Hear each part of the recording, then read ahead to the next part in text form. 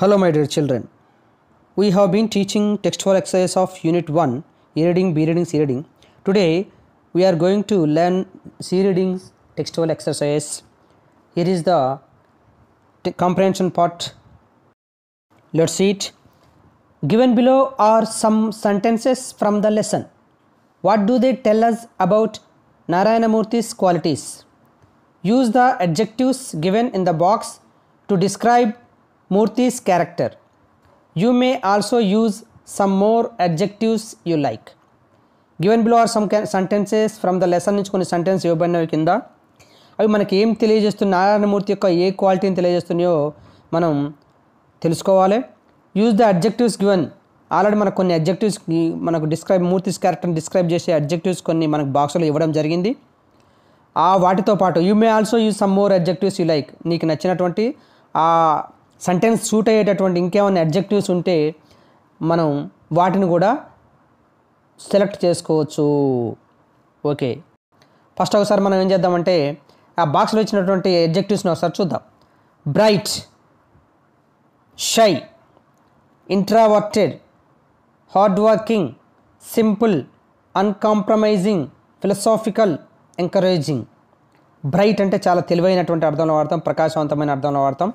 Shy అంటే చాలా కొంచెం సిగ్గుతో కూడినటువంటి అర్థంలో వాడతాం. ఇంట్రావర్టెడ్ అంటే తన ఒపీనియన్స్ ఇతరులతో షేర్ చేసుకున్నట్టు ఎక్కువ కంపెనీని ఎక్కువ ఆస్వాదించినటువంటి వ్యక్తిగా మనం చూస్తాం.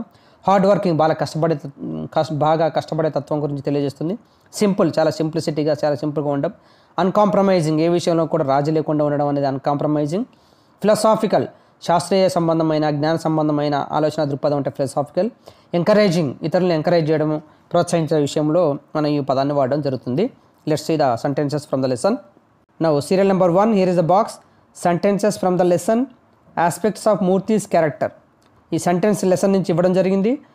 ఆ సెంటెన్స్ ఏ క్యారెక్టర్కు యాప్ట్గా ఉంటుందో ఆ యొక్క కరెక్ట్ అడ్జెక్టివ్ని మనం ఈ బాక్స్లో రాయాల్సి ఉంటుంది. First one, his seniors used to ask him to solve there difficulties in science.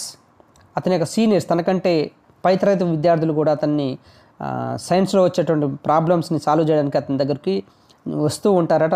అతని సలహాలు స్వీకరిస్తుంటారు, అతనితో ప్రాబ్లమ్స్ సాల్వ్ చేసుకుంటూ ఉంటారు.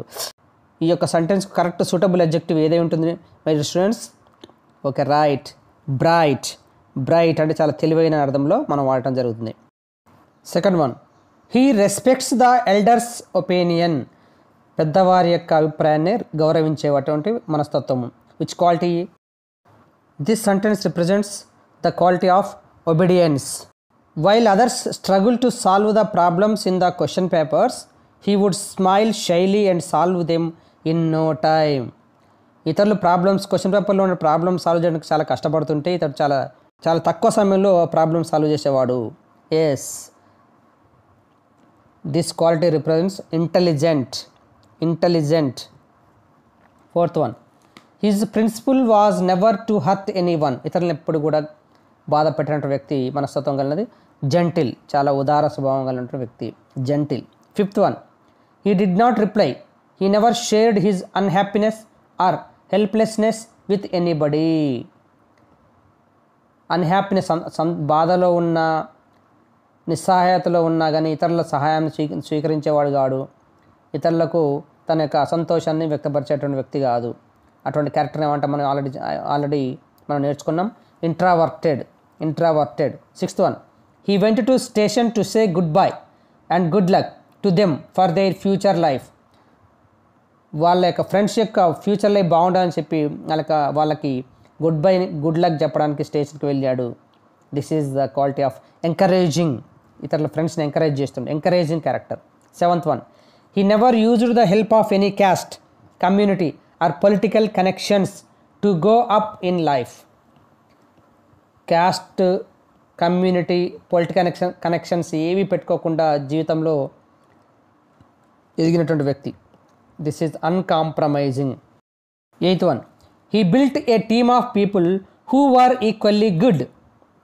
ఒక టీంని తయారు చేసుకోండు, అన్ని రకాలుగా సహకరించేటటువంటి అన్ని రకాలుగా హార్డ్ వర్క్ చేసేటటువంటి టీంను తయారు చేసుకోండు. That is called as hard working or cooperative అని కూడా మనం యూజ్ చేయొచ్చు. Okay, thank you.